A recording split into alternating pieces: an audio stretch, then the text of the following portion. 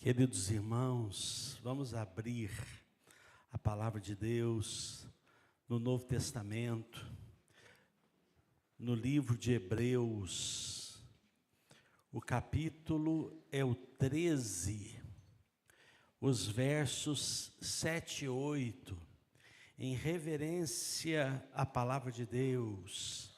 Vamos nos colocar em pé e pela beleza, o deslumbre do texto, vamos ler a uma só voz, com toda a alegria e força do nosso coração.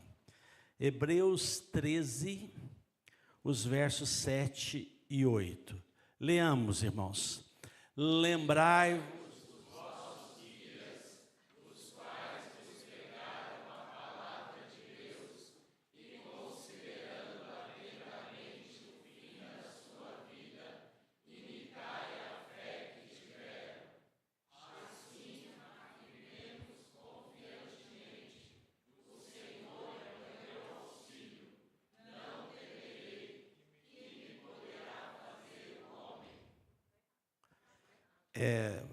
que versículo que é esse aí que vocês leram aí? É que do 7 ele voltou para o 6, é o 8. É o 7 e o 8, agora o 8. Vamos, esse que é o X da questão aqui. Jesus Cristo, ontem e hoje é o mesmo, e o será para sempre. Aleluia! Os irmãos podem se assentar. Queridos, antes da oração e da ministração, eu sei que o culto já caminhou bastante, né? Nós já estamos a 1h10, quase 10 minutos de culto, e eu não vou me estender, eu vou ser bem objetivo, mas eu preciso dar uma palavra muito rápida de pouquíssimos minutos à igreja. Irmãos, vocês sabem que a Igreja Presbiteriana do Brasil se reuniu em Manaus agora no último final de semana de julho, e nós tivemos a 41ª reunião ordinária do Supremo Concílio da nossa igreja. E lá, entre muitas decisões, na realidade foram 370 decisões, eu fui reconduzido ao cargo de secretário nacional de apoio pastoral. Eu queria então falar um pouquinho, como eu disse, 1 minuto, 2 minutos sobre isso. A importância de darmos apoio aos pastores. Para que você tenha uma ideia, a Igreja Presbiteriana do Brasil tem hoje 5.560 pastores, bastante, né? 5.560 pastores. E esses pastores estão espalhados no país todo. E é minha missão, junto com os secretários presbiteriais de apoio pastoral, levar apoio, encorajamento, inspiração, força, perseverança, ajuda, cura a esses pastores. Mas você, igreja do Senhor Jesus, também deve participar desse projeto, porque vocês têm aqui, né, esse moço de cabeça branca, né, o reverendo Marcilene. E como você, ele também é gente. Opa! Se eu beliscar ele aqui, dói. Ele é gente como a gente. E o pastor, como você, ele também tem fragilidades, deficiências, limitações, fraquezas, medos, dúvidas, sofre tentação, tem os seus complexos, enfim, é gente como a gente. E ele tem uma missão, não porque ele escolheu, mas porque Jesus o escolheu, e também todos os pastores, de serem, né, o representante de Jesus. O nosso supremo pastor é Jesus, irmãos. não tem outro, amém? Mas Jesus levantou homens, como diz Efésios 4, ele escolheu alguns homens para ser pastor, para expressar o seu coração, expressar o seu amor e pregar a sua palavra. Então eu quero fazer um desafio aqui, para você orar pelo seu pastor, pedir para Deus guardá-lo e livrá-lo do mal, para Deus o sustentar, para ele ser perseverante. Talvez você não tenha dimensão das lutas, dos desafios que um pastor passa, mas como todo e qualquer ser humano, ele precisa de apoio. Então, que você ore, que você, quando puder, dê um abraço nele, fala: pastor, conte comigo. Que você seja presente, tenha paciência com as suas limitações, com os seus defeitos, né? E que você o ajude naquilo que ele pode e precisa ser ajudado. Então, queridos, orem por esse ministério da Igreja Presbiteriana do Brasil, que é pastorear os seus pastores. E todas as vezes que eu falo isso, me dá um frio na barriga, sabe, irmãos? Porque, às vezes eu sou apresentado em muitos lugares do país, está aqui o pastor dos pastores da Igreja Presbiteriana. Nossa, arrepia até o cabelo do relógio, né? Arrepia tudo, porque é um negócio muito maior do que eu posso ser ou fazer. Então, como todo e qualquer pastor precisa de apoio, de ajuda, você comece apoiando, né? Eu fiquei sabendo e muito feliz que o reverendo Marcilene, que é amigo, ele falou hoje, quase 30 anos, né? 30 anos de caminhada, que a gente se conhece, ora mais próximos, ora distantes, mas a amizade é a mesma, né? Que você ore, apoie o seu pastor, ajude o seu pastor. E eu fiquei, como eu estava dizendo, sabendo que ele foi eleito para mais 3 anos. Que estes mais 3 anos vá para mais 30 anos, né? Quem sabe, né? Não podemos limitar o poder de Deus, né, irmãos? Quem sabe ele vai para mais 30. Não precisa ser um Matusalém, 978 anos, não, mas que vai até pelo menos beirando uns 90 anos aqui, né, na igreja. Mas, enfim, eu estou muito feliz por ver eu vou usar essa expressão, esse casamento, essa afinidade, essa união entre a Igreja Presbiteriana Filadélfia de Cotia e o reverendo Marcilene. E o reverendo Marcilene com a Igreja Presbiteriana Filadélfia de Cotia. Eu tenho, como eu falei para vocês, andado o país todo. E como que é difícil. Eu estou agora também como presidente do meu presbitério ali no sul de Minas, o Circuito das Águas.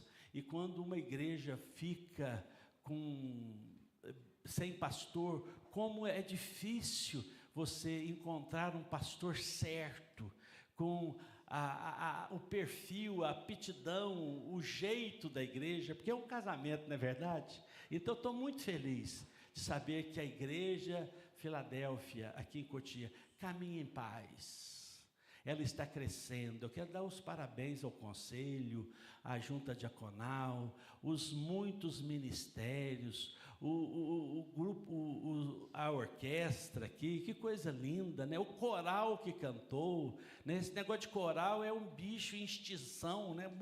Poucas igrejas estão tendo coral, e como que é bonito ver coral, ver músico, ver instrumentistas, ver diáconos trabalhando, ver o pessoal do louvor, departamento infantil, grupo de casais e tantas outras coisas. Me perdoe eu não citar tudo, mas que Deus continue fortalecendo vocês, e orem por mim e pela Elizabeth, que nós temos essa missão. Nós estamos em tempo integral nisso, né? Semana que vem a gente continua aqui em São Paulo, na outra semana nós já vamos para Minas, na outra semana nós vamos para o Rio de Janeiro, na outra semana nós vamos para Tocantins, na outra semana nós vamos para o Paraná. Então, nossa, que delícia viagem, né? Mas pensa você viajar toda semana. Tem semanas que eu chego em casa, deixo a mala velha e pego a mala nova, deixo a roupa suja e vou, né? Então, é difícil, mas orem por nós, por esse ministério que Deus entregou para a minha vida, a minha esposa, para nós realizarmos. Mas que Deus abençoe ricamente a vida dos irmãos. Vamos orar, irmãos, para recebermos a palavra de Deus e em gratidão pelo aniversário da Igreja de Filadélfia. São quantos anos, reverendo Marcelo? 55 anos, uma jovem senhora, né? 55 anos, está no auge da vida, né? Que coisa boa, está começando agora. 55 anos da igreja, muitas coisas, muitas vitórias já foram alcançadas, mas eu tenho certeza que vocês só estão começando, irmãos. Muitas coisas ainda lindas e bonitas, grandiosas, nós vamos ouvir aqui de Cotia sobre essa igreja, sobre vocês que estão fazendo essa linda obra para Jesus. Obrigado, ó Pai, pela Tua presença nesse culto e em nossos corações. Muito obrigado pelos louvores, pelos cânticos, pelas orações, pelas ofertas, pelos batismos, pelas recepções que já ocorreram neste culto. Obrigado, ó Deus, porque podemos ver o Senhor aqui com os olhos da fé. Podemos sentir na alma o calor da Tua presença. Podemos, ó Deus, antegozar as delícias dos céus já agora nesse culto. Ver a beleza de Jesus no sorriso e no rosto de cada irmão e de cada irmã aqui presente. Mas agora, ó Pai, nós queremos nos calar e nos aquietar para ouvir a Tua voz, e que o Senhor fale ao nosso coração, e possamos sair diferentes do jeito que aqui entramos, possamos sair novas pessoas, com novos sonhos, novas perspectivas, e fortalecidos e robustecidos do propósito de continuar juntos com Jesus. Fala ao nosso coração, é a nossa oração no nome de Jesus, amém. Irmãos, Jesus, no seu sermão profético, em Mateus 24, no versículo 12, ele diz o seguinte: por se multiplicar a iniquidade, a maldade, o amor de muitos, ou desses quase todos, irá se esfriar. E o verso 13: mas aquele que perseverar até o fim, este será salvo. E a minha mensagem nessa noite para o seu coração, da parte de Deus, tem esse tema: perseverança no Evangelho de Jesus. Você que já está no Evangelho de Jesus há 20, 30, 50, 60 anos, você ainda não terminou o projeto, porque Jesus diz até o fim. Mas já passaram 50 anos, mas você ainda está vivo, ainda não chegou o fim. Você, irmão e irmã que foi recebido aqui, eu vi um jovenzinho, como é que é o moço aqui que foi batizado? Como é que é? Kelmi. Cadê o Kelmi? Levanta a mão aí, Kelmi. Ah, o Kelmi aí, ó esse moço bonito aí. Quantos anos você tem, meu filho? Fala aí. 19 anos, né? 19 anos, está começando hoje na fé em Jesus. Quando você tiver 119 anos, que você continue perseverando com Jesus. Esse é o nosso desafio, irmãos. Porque Jesus diz lá em Apocalipse, ser fiel até a morte. Então, meu irmão, você tem que ser aquele soldado. Se você vai cair, você tem que cair em pé. Você tem que cair gritando, Jesus. Quando eu fiz a ESA lá em Três Corações, né? Escola de Sargento das Armas, a orientação que a gente recebeu. Se você for cair, você tem que cair gritando Brasil. Você não pode cair mudo, você tem que cair, mas gritar Brasil, né? Mas o crente agora, quando ele cai, ele tem que gritar Jesus. Ele tomba, mas tomba firme na fé. Então esse é o nosso desafio. E você está pronto para perseverar até o fim? Então, Paulo, escrevendo ao jovem pastor Timóteo, na segunda carta, no capítulo 3, do versículo 1, ele diz assim, porque nos últimos dias sobrevirão tempos difíceis. E eu não preciso falar para ninguém aqui, todos vocês já sabem, todos vocês já experimentam. Nós vivemos tempos difíceis, em todos os aspectos, moral, econômico, financeiro, ideológico, social, religioso. Vivemos tempos difíceis, e por isso que a gente está vendo muitos perdendo a fé, perdendo o amor, perdendo a esperança, mas nós não somos assim. O livro de Hebreus que nós lemos, ele foi escrito, e você vai encontrar isso lá no primeiro capítulo, foi escrito a judeus, mas judeus que se converteram ao cristianismo, judeus que se converteram a Jesus, assim como eu e você. Mas o livro de Hebreus, ele é um dos últimos livros do Novo Testamento a ser escrito. Ele já foi escrito lá para o ano 90 depois de Cristo, já quase no fim do primeiro século. E o que estava acontecendo no ano 90 depois de Cristo? Uma grande, implacável perseguição do Império Romano à fé cristã. O Império Romano estava feroz, matando, prendendo, destruindo todos aqueles que se levantavam em nome de Jesus. E estes judeus que se converteram ao cristianismo, eles no início perseveraram, permaneceram firmes, mas pela dureza, pela dificuldade, pela perseguição ser tão atroz, eles estavam perdendo a fé, eles estavam abandonando a fé cristã, eles estavam deixando de Jesus. Como você encontra no capítulo 10, no versículo 25.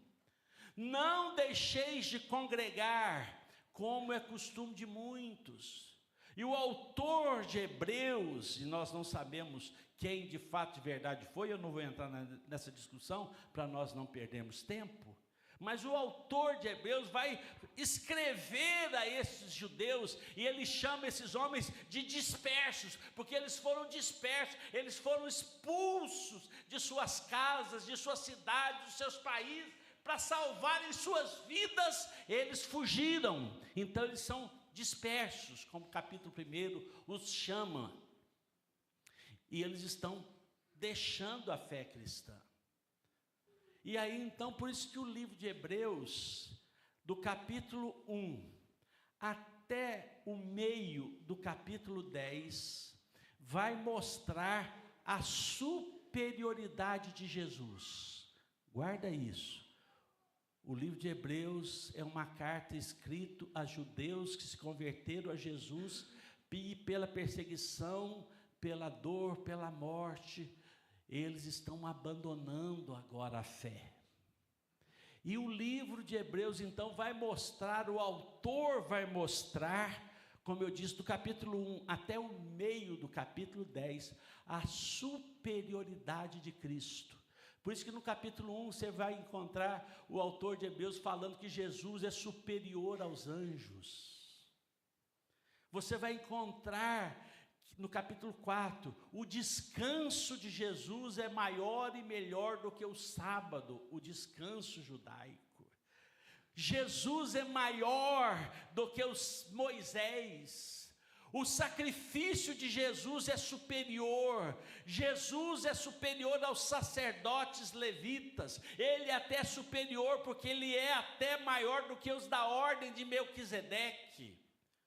O sacrifício de Jesus é perfeito, por isso que ele não é repetido ano a ano, porque ele é perfeito e final. Jesus é superior a Moisés, Jesus é superior à lei, e o autor de Hebreus vai mostrar que ele traz uma nova e superior aliança.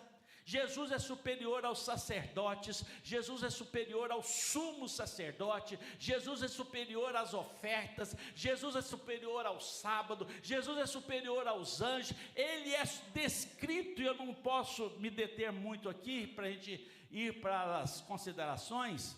Jesus é superior. No capítulo 10, como eu falei, até a sua metade, o autor fala que Jesus, ele tem uma oferta superior e perfeita, é por isso que ela não se repete. Mas no capítulo 10, ele vai, na parte segunda, ou a parte B do capítulo 10, ele fala para os irmãos, no versículo 23, guardemos firmes a confissão da esperança, sem vacilar, porque quem fez a promessa, ele há de cumprir essa promessa. E aí, ele, no versículo 32, ele vai falar para esses novos cristãos da etnia, da raça judaica, que eles devem se lembrar dos dias anteriores. Olha o versículo 32 a 34. 32 a 34. Lembrai-vos, porém, dos dias anteriores, em que, depois de iluminados, sustentastes grande luta e sofrimentos, ora expostos como espetáculo tanto de opróbrio quanto de tribulações, ora tornando-vos coparticipantes com aqueles que desse modo foram tratados, porque não somente vos compadecestes dos encarcerados, como também aceitastes com alegria o espólio de vossos bens, tendo ciência de possuirdes vós mesmos patrimônio superior e durável. Não abandoneis, portanto, a vossa confiança, ela tem grande galardão. Ele fala, lembrem de vocês, como que lá no início vocês foram testemunhas fiéis de Jesus, foram espoliados, mas entenderam que tinham coisa muito melhor em Cristo. Não abandonem a vossa confiança. Aí o versículo 37 a 39 diz o seguinte: porque ainda dentro de pouco tempo, aquele que vem virá, Jesus, e Jesus não tardará. Todavia o meu justo viverá pela fé. Se retroceder, nele não se compraz a minha alma. Então ele vai dizer que nós devemos olhar para frente, saber que Jesus vai voltar, e Deus não se agrada daquele que retrocede. E olha, irmãos, o versículo 39, e ele termina aqui: nós, porém, Não somos dos que retrocedem para a perdição.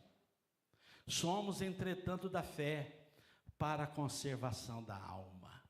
Aí o autor vai falar para aqueles cristãos, e vai falar para você aqui em Cotia hoje. Nós, os que cremos em Cristo, não somos daqueles que retrocedem. Fala um amém, pelo amor de Deus, irmão. Nós não somos daqueles que retrocedem. Nós não somos da perdição, nós somos da salvação. Então, meu irmão, o autor dá identidade para eles. E aí ele termina então fazendo esse apelo. Nós não retrocedemos. Nós morremos, mas não abandonamos. Nós sofremos, mas não renunciamos. Nós enfrentamos tentações, lutas, prisões, fome, perigo, nudez, espada, mas nós não abandonamos a fé. Nós somos daqueles que não retrocedem. Ou na linguagem de Jesus do Evangelho, nós somos aqueles que põem a mão no arado e não olham para trás. Nós não temos a síndrome da mulher de Ló, nós não olhamos para trás, porque para trás não tem nada para nós só tem para frente. Aleluia, irmãos. Nós olhamos para o autor e consumador da fé. Então aí começa o que você conhece muito bem, o capítulo 11. O capítulo 11 você conhece muito bem, porque você sabe que é a descrição dos heróis da fé, não é verdade? Aí começa o relato de pessoas conhecidas pela fé, e aí vai, Abel, Enoque, Noé, Abraão, Isaac, e aí vai. Aí depois dele falar de pessoas conhecidas, que perseveraram na fé diante das lutas, ele vai falar de pessoas desconhecidas. Lá para frente ele fala de Moisés, de Josué, e aí vai. Mas depois ele vai falar de pessoas que andaram peregrinas por este mundo, pessoas anônimas, que nós não sabemos os seus nomes. Foram espoliados, foram atacados, andaram peregrinos, moraram nos antros da terra. Ele vai falar de certas cenas traumáticas. Ele fala, mães que receberam seus filhos mortos, cerrados pelo meio, decapitados. Presta atenção, irmão, tenta pelo menos ter um pouquinho de empatia. Imagina rapidinho, você mãe, recebeu o seu filho morto, cerrado pelo meio. Recebe uma parte, depois recebe a outra. Ou você recebe a cabeça para depois receber o corpo. Não é o que está lá em Hebreus? Mães que receberam seus filhos mortos. E vai falar dessas pessoas que andaram peregrinas, errantes em desertos, perseguidos, mas não abandonaram a fé em Jesus. Aí no versículo 38 ele vai falar, homens, mulheres dos quais o mundo não era digno. Ele fala de heróis conhecidos, com obras relatadas, mas ele fala de heróis desconhecidos e anônimos, com obras igualmente grandiosas. Aí começa o capítulo 12, com a palavra portanto, e você sabe que na língua portuguesa, os professores e professoras aí sabem que a palavra portanto é uma conclusiva. Aí ele diz, portanto, temos a rodear-nos tão grande nuvem de testemunhas, por isso desembaraçando-nos do peso e do pecado que tenazmente nos assedia, corramos com perseverança a carreira que nos está proposta, olhando firmemente para o autor e consumador da fé, Jesus, o qual em troca da alegria que lhe estava proposta, suportou a cruz, não fazendo caso da ignomínia. Olhe para Jesus, olhe para essas nuvens de testemunha, olhe porque eles fizeram e estão fazendo. Versículo 4 do capítulo 12, ora, na vossa luta contra o pecado, ainda não tendes resistido até o sangue. Ou seja, você e eu temos que resistir, se for necessário, até o sangue, mas nós não pecamos por amor a Jesus, lutamos contra o pecado. E aí, irmãos, ele vai até o capítulo 13, que nós lemos. O capítulo 13, de 1 a 6, ele vai falar dos deveres sociais. Do capítulo 13, do verso 7 até o 17, ele vai falar de deveres espirituais. Por isso que nós lemos o versículo 7. Lembrai-vos dos vossos guias, os quais vos pregaram a palavra de Deus, e considerando atentamente o fim de suas vidas, imitai a fé que tiveram. E é aqui que eu quero deixar uma palavra para o seu coração. Após dar essa visão panorâmica deste quadro do livro de Hebreus. Como eu disse, o capítulo 13 é o último capítulo. Aí ele vai dar, depois da aula, o dever de casa. Você lembra da sua escola, lá do primário? Lembra, meu irmão? Para muitos faz tempo, né? Quando o professor dava aula, a professora passava a matéria, aí vinha o dever de casa. É um recurso pedagógico e didático para fixação da matéria ensinada. Isso é um dever. Você vai fixar o que você ouviu e aprendeu. Então, o autor de Hebreus, ele deu a matéria.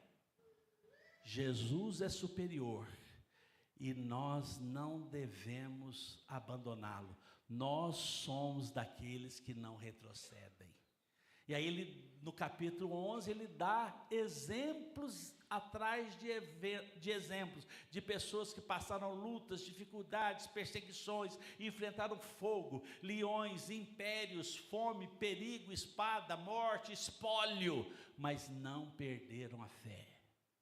E aí agora ele fala, temos uma nuvem de testemunhas, vamos nos desembaraçar, vamos correr olhando para Jesus e vamos ser perseverantes. E aí vem o dever. Qual que é o dever para aqueles crentes? E qual é o dever de casa que o autor de Hebreus dá para você hoje? Lembrai-vos dos vossos guias, aqueles que vos pregaram a palavra de Deus. Então, meu irmão, o que de forma bem prática eu quero passar para você? Você precisa ter na sua cabeça, lembra lá da armadura de Deus de Efésios 6? O capacete da salvação. Ou seja, você tem que ter na cabeça a sua salvação. Quem você era e quem você é. Quem que te salvou e quem você serve agora. E todo o conjunto do evangelho da salvação, isso vai blindar a sua mente. E eu queria falar alguma coisa sobre pensamento.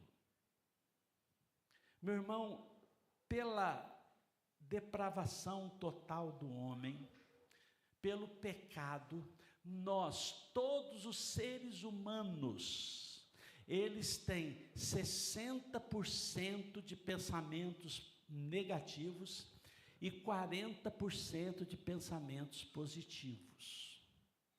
Por isso, por exemplo, quando o seu filho que trabalha em São Paulo atrasa, ele costuma chegar às 18, mas deu 18, deu 18h30, deu 19, ele não chegou, você já fica apavorado.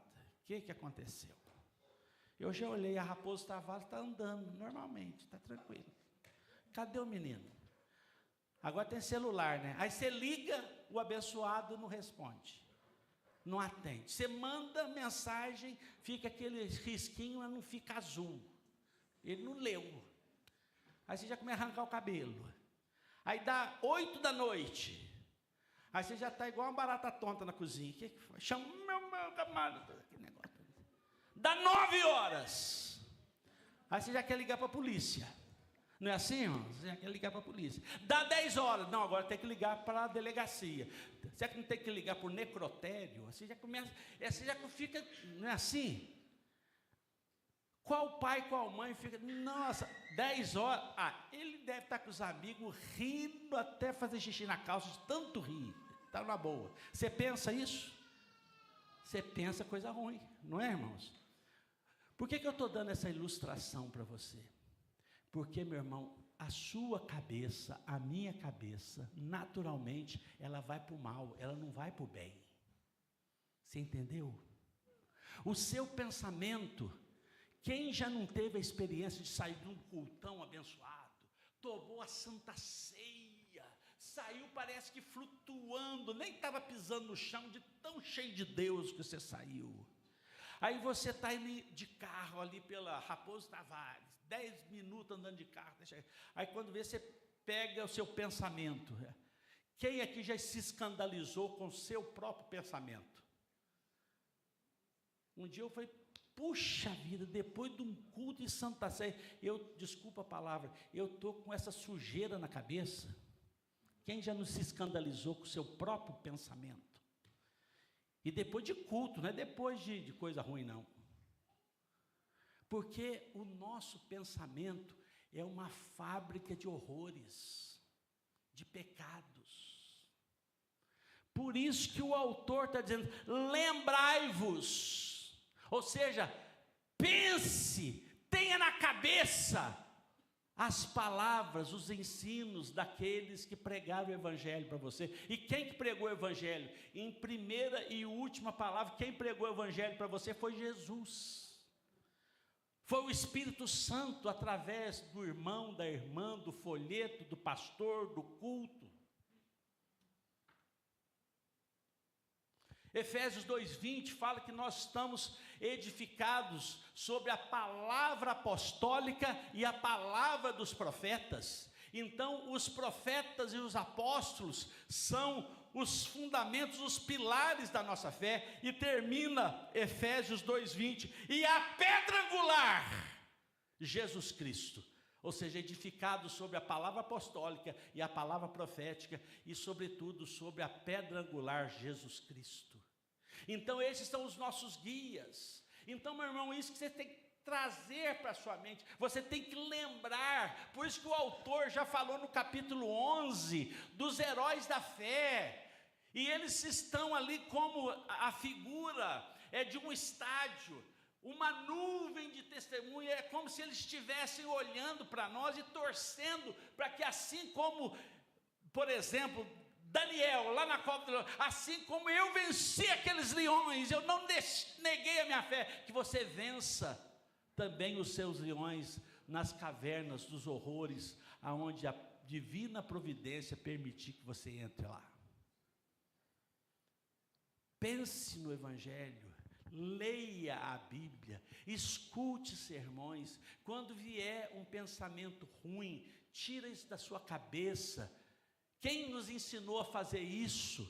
Jeremias, ele fala lá no capítulo 4, quero trazer à memória o que me pode dar esperança, porque tem muitas coisas que ficam passando e repassando, ou como a gente costuma falar, remoendo a nossa cabeça, os nossos pensamentos, que estão nos desesperando, mas nós temos que trazer na memória, no pensamento, aquilo que nos dá esperança. E isso então vai fazer com que você não abandone, mas você permaneça na fé, para que você não retroceda ao pecado, mas você permaneça no pecado. E, meu irmão, tem uma linguagem, melhor dizendo, uma metáfora no livro de Judas, se não me falha a memória, que é a mais impressionante que Deus nos dá sobre aquele que abandona a fé em Jesus. Qual que é a ilustração? Aquele que abandona Jesus, o que diz lá, se não me falha a memória, Judas? É como o cachorro que vai e come o próprio vômito. Já leu isso na Bíblia, irmão? Está na minha Bíblia? Está na sua? Já leu, irmão? Então, perceba o que Deus entende sobre aquele que recebeu o Evangelho, recebeu a Jesus, e depois, pela luta, pela dificuldade ou pelas tentações, ele abandona Jesus. Para Deus é como um cachorro que vomitou, e depois, não pode ficar isso para fora, deixa ela comer. É o sujeito que aceitou Jesus e pôs a tranqueira tudo para fora, abandonou o pecado, abandonou o mundo, e abraçou Jesus, foi para a igreja. Aí depois de um certo momento, nada, eu tenho que voltar para o mundo. É o cachorro que vai comer o vômito que está lá, cheio de bicha. Não, vem, come tudo. Então, lembre-se do Evangelho. Tem o Evangelho toda hora na sua mente, no seu coração. Por isso o salmista diz: bem-aventurado o homem que não anda no conselho dos ímpios, não se detém no caminho dos pecadores, nem se assenta na roda dos escarnecedores. Antes o seu prazer está na palavra de Deus, e na palavra, na lei de Deus, medita de dia e de noite. Ele é como árvore plantada junto a ribeiros de águas, que no devido tempo dá o seu fruto, cuja folhagem não murcha, e tudo quanto ele faz será bem sucedido. Mas o autor continua: lembrai-vos dos vossos guias, e considerai, versículo 7, atentamente o fim da sua vida. Meu irmão, é um dever de casa você olhar para a vida e para a morte daqueles que serviram a Jesus, para você saber e decidir como que você vai morrer. Pastor, mas que conversa ruim é essa, pastor? Que pensar em morte? Bom, o texto é um dever seu, é um dever de casa, meu filho. Como é que você quer morrer? Eu não quero ser sensacionalista, não quero, mas dentro do texto eu posso usar essa ilustração. É um exercício ruim de fazer, mas vamos fazer. Imagina que nós todos aqui estamos num culto fúnebre. Aqui tem um caixão na frente da igreja. Tem, igual essa placa aqui, está cheio de coroas de flores. Você já foi em velório, que tem um caixão cheio de coroas de flores? Eu não sei se ocorre velório aqui na igreja de Filadélfia, ocorre? Não põe um caixão aqui na frente, pastor? Então, faz o exercício. Imagina que é você deitado no caixão. Eu sei que teve gente que bateu na madeira. Deus me livre e guarde. Deus me livre e guarde, pastor. Conversa ruim. Mas, meu irmão, o texto é considerai o fim da vida. E o que o texto... Atentamente. Aí você, meu irmão, pensa bem. Você que vai dar o sermão para o pastor Marcelene. Você já pensou nisso? Aí você imagina, é claro que você não está vendo, mas vamos brincar com a ideia, mas você está vendo. O pastor em pé aqui, e você deitadão, deitadona ali, cheio de lírio branco, com a mãozona assim. O que o pastor Marcelene vai falar? Está aqui o irmão, está aqui a irmã que foi fiel a Jesus. Ou vai falar, está aqui a irmã, o irmão que avacalhou bastante. Era o crente Raimundo. Tem algum Raimundo aqui? Desculpa, viu, se tem algum Raimundo aí. Mas a brincadeirinha, um pé na igreja, um pé no mundo, né? É o crente Raimundo.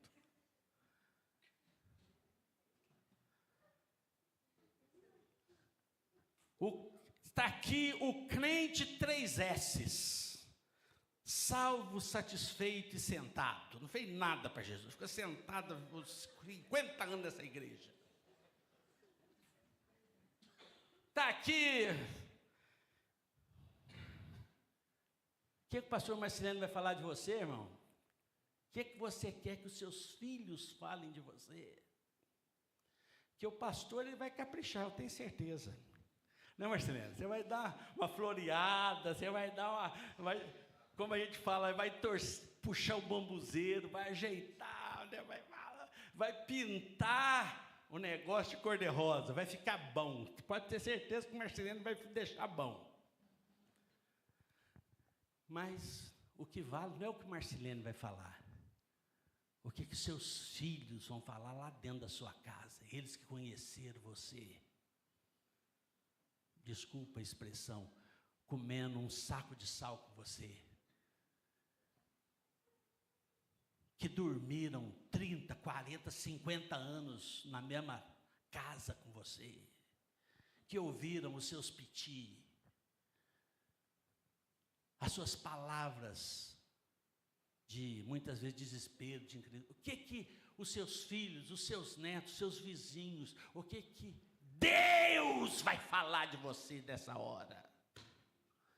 Então, meu irmão, nós temos que entender o livro de Hebreus 11, o capítulo 11 de Hebreus, mostra os heróis de gente que passou os maiores perrengues, as maiores lutas, as maiores tentações, as maiores dificuldades, os maiores problemas, como eu citei, mães que receberam os filhos mortos, cerrados pelo meio, mas louvando a Deus e aguardando a ressurreição dos mortos, não perderam a fé. Por isso que nós temos que entender, nós temos que morrer bem, nós temos que viver bem, e nós temos que morrer melhor ainda, meu irmão. Amém? Prepare para morrer, prepare para ser recebido por Jesus. Vinde, servo bom e fiel, foste fiel no pouco, sobre muito te colocarei. Entra, tome posse da sua herança, aleluia. Então, meu irmão, viva de um jeito que quando você morrer, vai ser a glória, o coroamento. Sabe por quê, meu irmão? Depois que morre, não tem mais jeito. Se você morreu adúltero, vai viver na lembrança e na boca de todo mundo. Foi mais um adúltero, mais um ladrão, mais um indiferente, mais um acomodado, mais um pessimista, mais um azedo que morreu. Ou senão vai ser mais um crente zeloso, fiel, cheio de Jesus, cheio de louvor a Deus, cheio de glória, o brilho de Jesus na boca. Estava um velhinho capenga, mas não tem problema, mas a alegria, a glória de Jesus fazia dela, a pessoa mais linda, mais doce, mais gloriosa do mundo. E o texto termina: imitai a fé que tiveram. Meu irmão, é seu dever imitar a fé daqueles que viveram com Jesus. E a grande questão é que quando nós olhamos para os textos bíblicos, a Bíblia não escondeu os pecados dos heróis de Deus. Moisés foi quem foi, mas ele não entrou na terra prometida, porque ele bateu na rocha, e ele foi penalizado pelo seu erro, mas ele foi glorificado e exaltado por Deus. E até o livro de Judas vai dizer que o diabo disputa e até quer saber onde está o corpo de Moisés, mas foi algo vedado para o inferno.